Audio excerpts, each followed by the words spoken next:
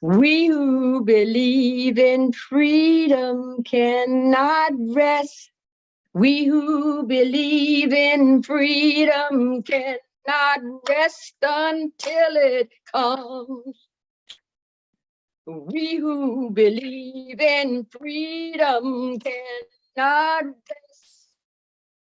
We who believe in freedom cannot rest until it comes. Good morning. And as the moderator said, I believe in being who I am and bringing those things to you. And today I will bring you information about a lot of different things with a lot of history in it. And I want to tell you all, this was the hardest message that I ever had to write, because I had to acknowledge and own the pain that I was going through as I was writing it, and the trauma that was left over as a residual of it that I experienced now as a Black woman. That song, We Who Believe in Freedom, means a lot to me, because we had to keep believing in freedom. We had to keep believing that we were okay. My ancestors, men, women, and children, had to keep believing that freedom would come, and it did. Now, one of the things that I would ask you to do is pause for a minute and breathe and be and let it be. We say Juba, Juba, Jubilee. That's one of the names that's affiliated with Juneteenth, because it's about liberation and being free. June 19th is celebrated all over the nation with joy and jubilation. Freedom and liberation is what Juneteenth is all about, because we got freed from the bonds of being marginalized, dehumanized, and ostracized because of the color of our skin. We were free just to be who we are. So we have high jubilation. I have high jubilation for that coming. Now, what does freedom mean? Think about in your mind what freedom means to you.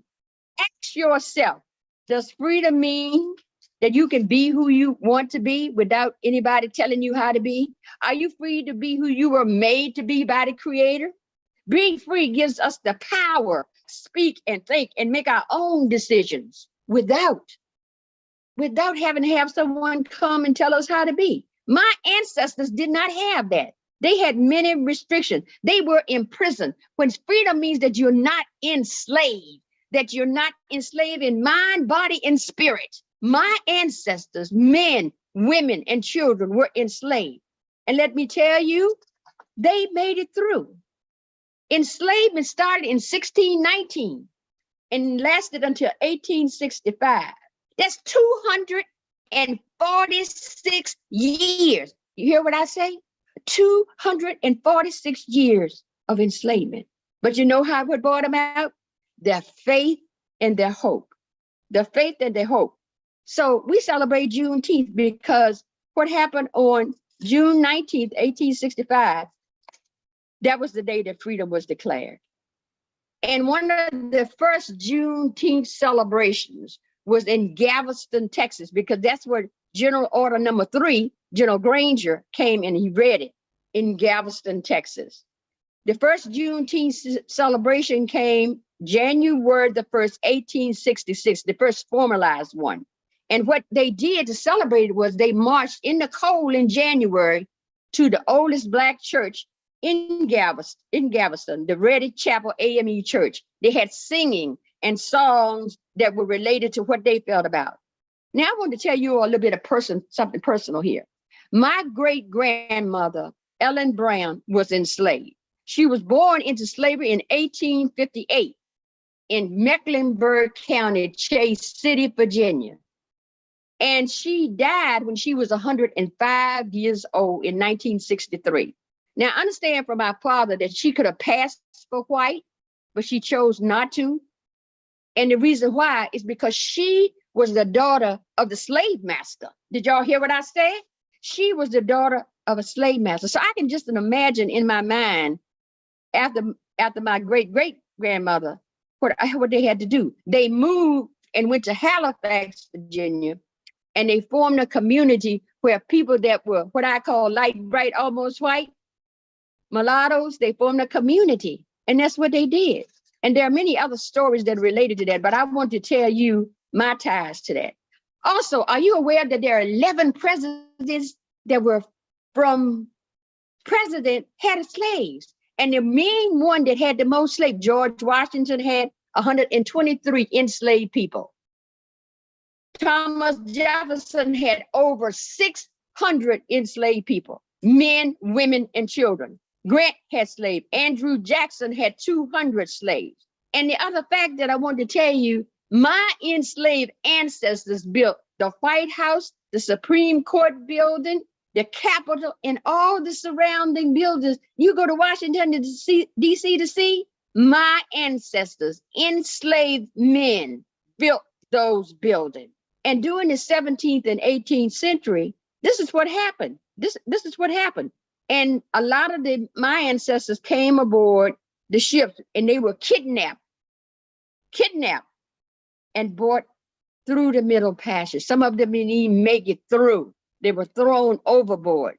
But 4 billion enslaved people, and most of the enslaved people were in the South.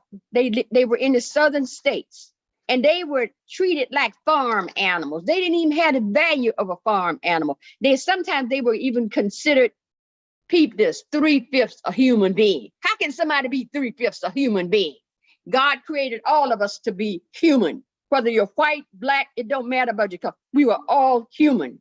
And one of the things that would happen, they would get put on auction block. An auction block and sold to the highest bidder. No more auction blocks. No more auction blocks. No more auction blocks for me. And I can imagine them singing that song, because that was a sign when everything was over with. They wouldn't be sold anymore. And it saddens my heart. Now you can see why I had difficulty putting this message together. So now I would ask you to be, breathe, and let it be. The Civil War went on from 1861 to 1865. And in September of 1862, President Abraham Lincoln issued the Emancipation Proclamation in September, all right? And that was a strategic move, because what he wanted to do, let's be real here, he wanted to shut down those states, and Texas, one of the main ones, and all the other ones that were under the Confederacy, because the Union was trying to win the war. They were in war. Let's be real about what was really happening. So they did that to cut off all the economic situations in the South for the states that were in the Confederacy. Now, the Emancipation Proclamation, as I told you before, in September, in January 1 of 1863, the emancipation went into full effect, all right? And then still some of the northern states, it didn't wipe out all the enslavement that was in the northern states, and it didn't, okay? Let's be real again. It really fully evaluated, when you really look at everything that was going on, we didn't really get our full freedom for everybody until December of 1865. But back to Galveston, Texas. People that were enslaved in Galveston, Texas, did not know that they were free. Because you know why? The Southern planters did not want them to know, because it would affect their money. It would affect their crops. And they raised cotton, they raised tobacco, and some of the plantations had rice paddies. It would destroy them. And one of the things that I found in my research, that some of the planters had said, if they want them to be free, we're not going to tell them. They're going to have to come down here and do it for them. They refused to tell them. And this went on for 2 years. 2 years. That's the mentality that they had. But on June 19th, 2000, quote unquote, colored troops, is what they were called, marched through Galveston. And then General Granger came in at the harbor in Galveston, and he had 2,000 more troops, all right? And they marched through Galveston, and General Granger came, and he had General Order number 3. All right. And what he did was he read it at Strand and 22nd Street in Galveston. And this is what it said. It said, the people of Texas are now informed in accordance with the proclamation from the Executive Director of America, of the United States. All slaves are free. All slaves are free. All slaves are free. And this involves an absolute equality of personal rights and rights of property between former masters and slaves. But one of the things that I don't like about this proclamation, it said that you couldn't hang out at the forts. You couldn't be idle time, that you had, that said, hey, you just like now, they didn't want us to hang around certain places because you said you couldn't be idle. And I don't like that word about being idle, because that's a judgment statement, because our folks had gone through a lot, but they now got informed. So that's June 19th when that came through, and they were rejoicing and partying in the streets on that day. They were rejoicing, and then the troops went and they spread the word around and helped to enforce, just like the planters had said, somebody had to come and do it. That's what they did. They went out and they enforced that particular Order number 3. It created Juneteenth. December 13th, as I said, 1865. That's the December, the 13th Amendment, cleared up slavery, enslavement in all the states. Now, there was celebration, and Texas was the first one to make Juneteenth official holiday, and other states, they did the same thing. It followed suit with all of that. And someone was asking me earlier about what's the first time that I participated in Juneteenth, because when I was growing up in a very rural, bucolic area, I knew nothing about it. I knew nothing about it. And the Elegba Society in Richmond, Virginia, that was the first time that I attended. And that was like in the 80s, that I attended my first Juneteenth. I knew nothing about it. So it took me a long time to learn as well. So I want to educate you today about the background about it. And the celebration was going on, as I said, with many states, but Dr. Opal Lee and another organization wanted to make sure that it becomes a national holiday. So Dr. Opal Lee put on her tennis shoes. She was 89 years old, and she went from state to state, and she would walk 2.5 miles and wherever she was, because it took 2.5 years for the enslaved to get the word. And she spreaded the word, and she was determined to get people signed onto her petition in order to make Juneteenth a national holiday. There were a lot of other people that played. There's a lot of events, like with George Floyd and everything else that was going on, and people saw that it was time to do it. So the President Joe Biden had a signing of Juneteenth. Dr. Opal Lee was there. And she got congratulated for all of her efforts for doing whatever that was going on to involve other people so that we could have a national holiday. And I just thought that was so wonderful. And if you watch some things on her, she's still very, very active. And she said, one of the things that she said that impressed me in an interview that I watched was that she felt like she had to do more. Because one of the times, her living in Galveston, the Ku Klux Klan came and burnt down her house and her family's house because they moved into a white neighborhood. Now, mind you, the Ku Klux Klan started in 1866. And so that stayed with her, that traumatized her. So she decided to take up that particular issue to make it a national holiday. Just give you a little bit of background on her.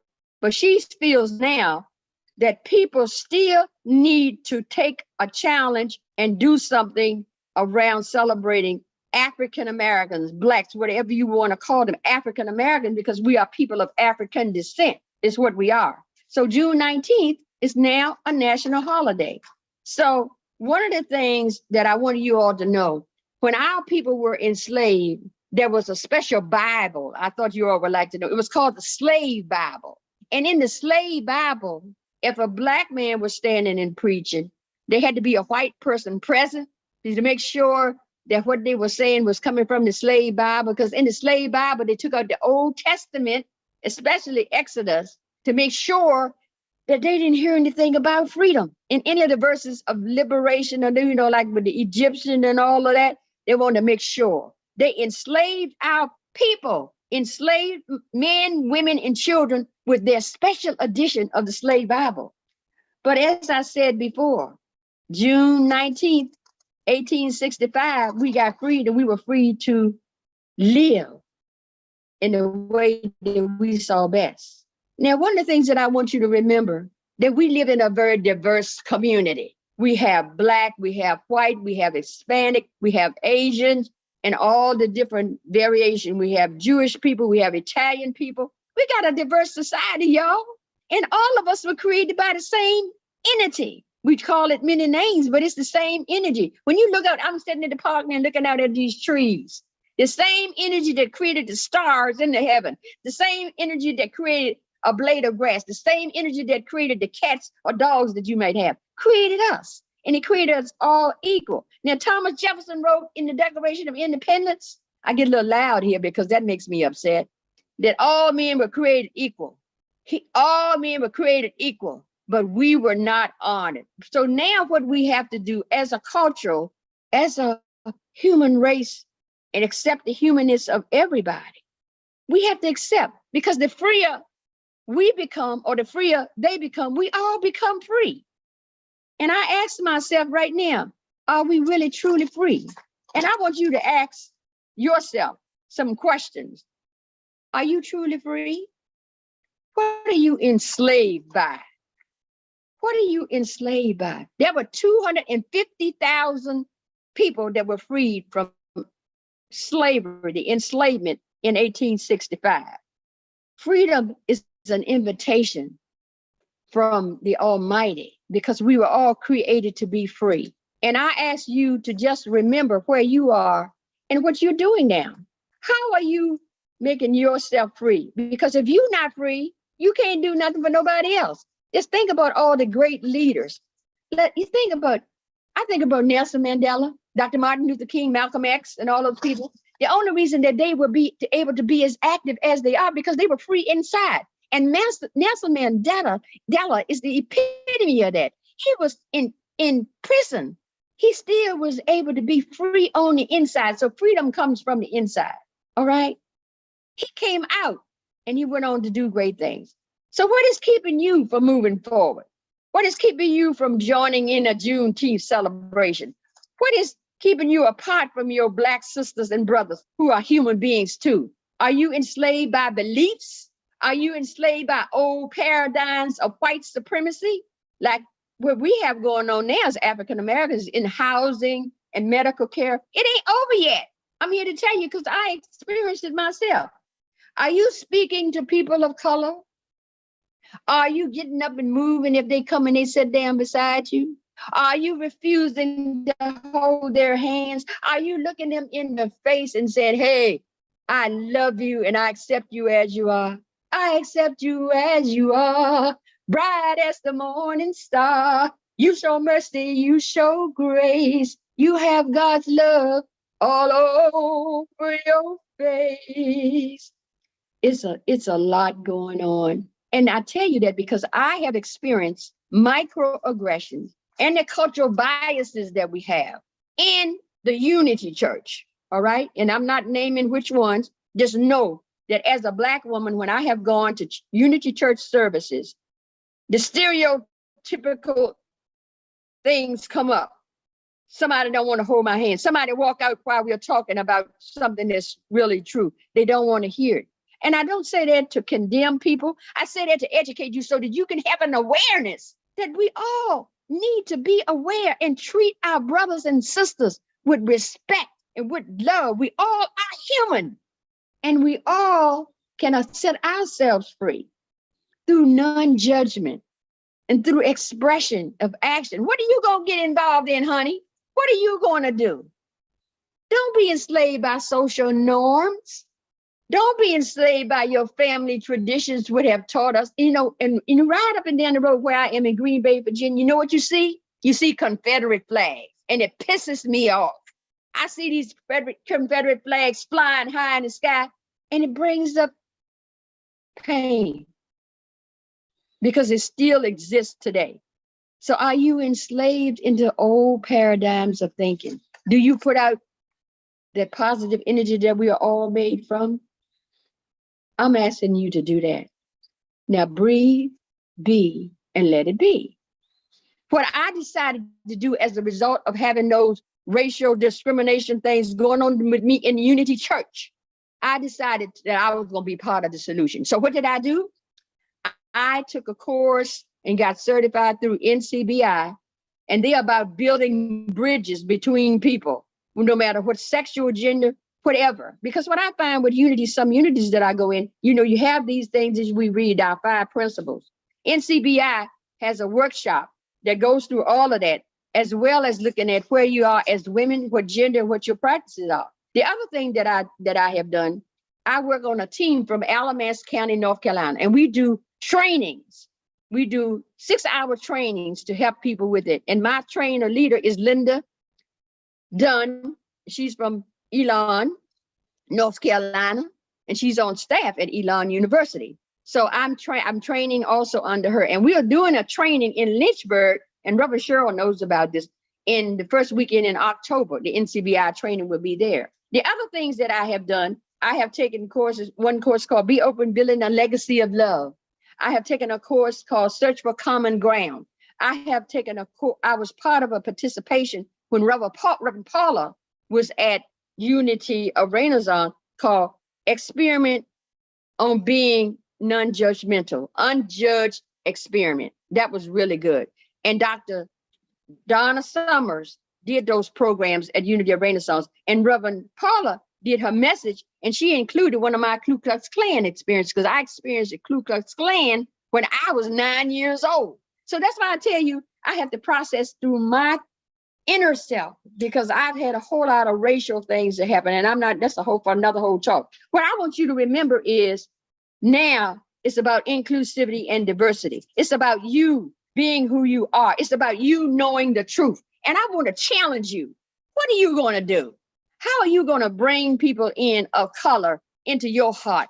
How are you going to sit down with them and talk to them and not think about it? Because a lot of times people don't want to talk about it because they have guilt and they have shame. But we could get past that when we listen and open our hearts in the love that we created in. And one of the things, that's part of the truth. What did it say? You know the truth, and the truth will set you free. Honey, I'm here to tell you it will, because that's what I have experienced. Now breathe, be, and let it be. And like Pharrell Williams has the song called, it says, your first name is free and your last name is dumb. Free, dumb. And we all know where we come from. That's one of the lyrics that I love so much. And we were created by the same entity, source, divine one, the big G, whatever you choose to call it. God, we can still believe in ourselves. We have hope. Let's embrace the hope and the faith and practice what we preach. Practice what's in your heart. Go to your heart space first. Come out of your head. And I bless my head every day. Bless the thoughts that go through it. And I ask that I hear with the ear behind the ear, that I see with the eyes behind the eye, and that the words of my mouth come forth as sweet. And all of this can be cured, can be transitioned, transformed, taken to another level of energy through love. Now breathe, be, and let it be. All we need is love, pure agape love, love that knows your name, love that heals all pain, love that brings the sun on a cloudy day. La, la, la, la, la, pure agape love. Now breathe, be, and let it be. And I ask that you Take a breath in and allow that breath. Breath is life, and God gave you the gift of life today by giving you breath. Close your eyes and open your palms and sit in an inner space, in an inner place of knowing that you were created in love, by love, for love. There's love above and love below. And love resides in your heart chakra. And sit and embrace. I want you to imagine a big red heart that's sitting in the midst of all these woods, and hear the birds as I hear them. It's where I am right now. Hear the birds and allow the birds to just come and be around you. Hear the symphony that they are playing for you and they're playing to you. Let it soothe your soul. And there's a heart, a great big red heart in the middle. I want you to walk gently to that heart and stand and put out your hands. And as you look around to your right and your left, you see people of all different diverse cultures coming. Embrace their hand. Reach out and give them your hand.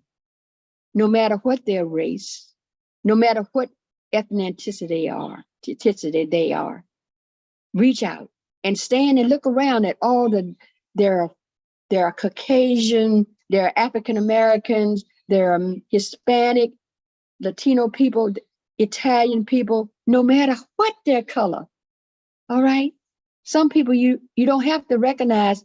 I will be so thankful when we have to stop using that to identify us, because we're all made in this love. So as you come into this oneness on this love, breathe in, look around, and close your eyes and stand there for a minute. Let the warmth of the person next to you in their hands and the love that you feel, and bow your head in silence for a few moments.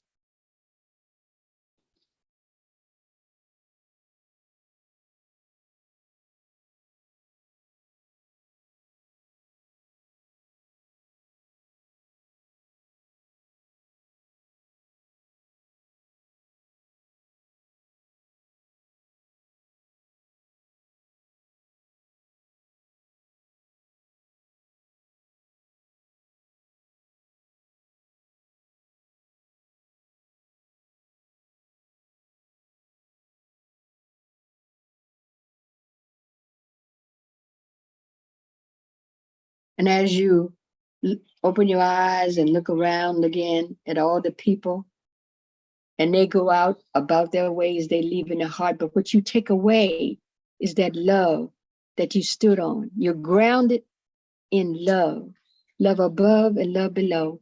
And you walk out, going back out of the forest, hearing the birds, surrounded by the beautiful trees, hearing the trees.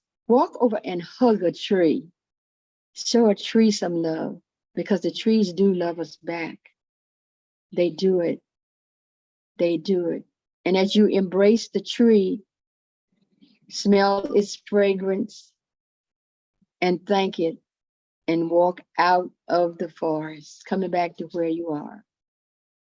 Let's spread a little love all over this land. Let's spread a little love through our hearts and hands, with love rising like the morning sun. We'll spread love till the day is done. Thank you for allowing me the privilege of speaking.